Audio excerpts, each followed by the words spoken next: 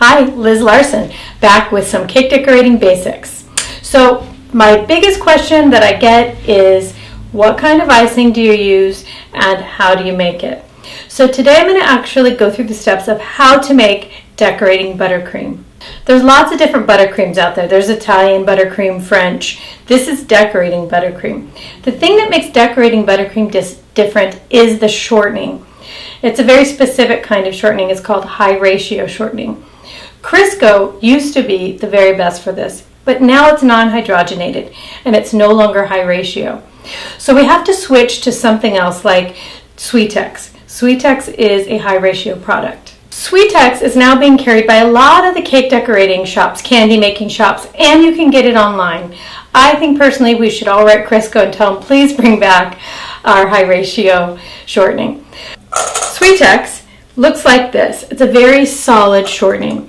Why do we need it? So that our roses and our borders and all the beautiful things that we're going to make hold up. With the other shortenings, unfortunately, they melt, they fall down, they just don't stand up like we want them to.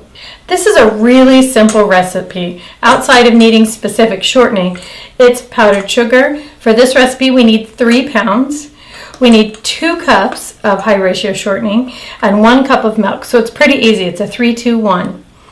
To make this icing taste really good, and it does taste really good, we use vanilla, we use butter flavoring, and a little bit of almond. This trio right here is a really nice flavor combo.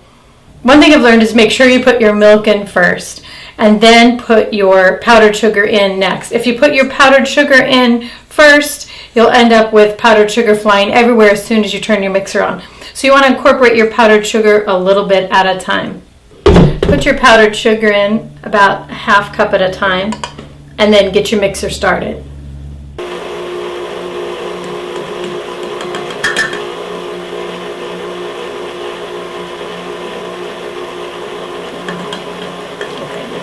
The powdered sugar is now fully incorporated, and you can see how thick this is as I pull up the mixer, kind of get an idea. Just so you know, making decorating buttercream is really hard on a mixer, so you need a good quality mixer, and even so, we've burnt out many of them making buttercream.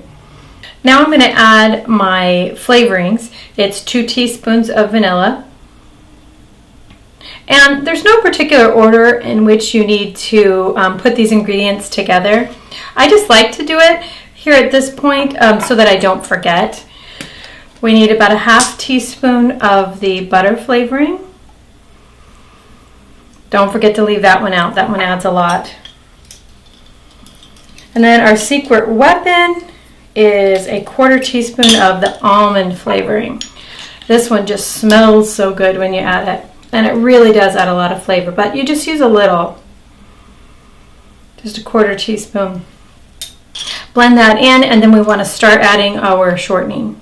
I'm going to start adding shortening now with the mixer on. You want to add it about a ½ cup, maybe a little less at a time, just to go easy on your mixer. Once that is completely incorporated, we need to let this run for 10 minutes. That 10 minutes is really important. You have to beat the air into your buttercream to get the lightness and the stiffness that you need to hold up those flowers you're going to make. So let's get started putting that in.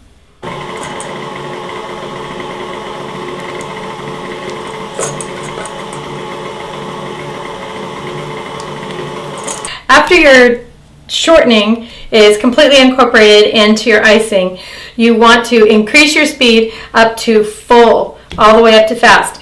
And then keep a close eye on your mixer. This needs to mix for 10 minutes, but your ice mixer might get hot. So keep an eye on that. You also may need to scrape down your bowl depending on the whip and the bowl that you use. Our icing is mixed now for the full 10 minutes, and you can see how much air's been whipped into it. It's nice and fluffy and smooth and crisp and white. You're ready to make borders, flowers, whatever you want. I hope that's everything you needed to know about how to make buttercream icing. You can add your food colorings, even a little bit of other flavorings if you want. You can add chocolate to this. It's very, very versatile, and this is the icing you want to use if you're serious about decorating. So don't forget to subscribe, and we'll see you all next time.